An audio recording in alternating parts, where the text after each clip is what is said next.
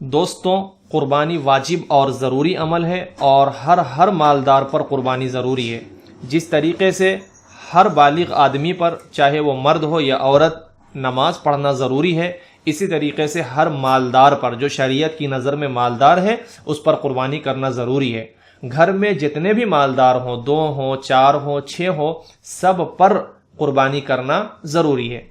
جیسا کہ اس سے پہلے بھی ہم نے بیان میں تفصیل کے ساتھ بتایا تھا دلائل کی روشنی میں، جو آپ ڈسکرپشن میں دی گئی لنک میں دیکھ سکتے ہیں، سن سکتے ہیں۔ آج ہمارے معاشرے میں جو غلط فہمی پائی جاتی ہے، جو غلطی پائی جاتی ہے، وہ یہ ہے کہ اگر گھر میں 6 لوگ مالدار ہیں، مثال کے طور پہ ماں،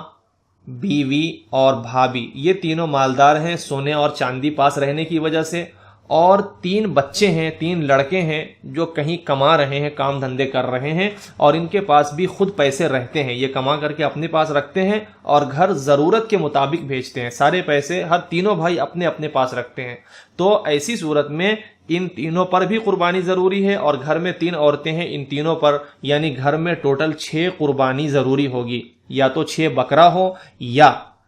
بڑے جانور میں 6 حصے لیے جائیں، بڑے جانور میں 6 حصے لیے جائیں، یا پھر اگر بکرے ہوں تو 6 بکرے ہونے چاہیے۔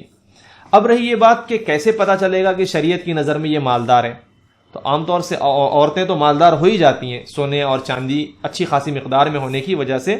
مرد کے لیے اندازہ لگانا اس طرح آسان ہو جاتا ہے کہ آج کے زمانے میں، دیکھیے آپ جس زمانے میں جی رہے ہوں، اس زمانے میں سونے اور چاندی کی قیمت کو سامنے رکھتے ہوئے ایک مفتی کے پاس بیٹھیں اور اس کے بعد اپنے لیے فیصلہ کرا لیں کہ آج اس ڈیٹ میں شریعت کی نظر میں آپ مالدار ہیں یا نہیں۔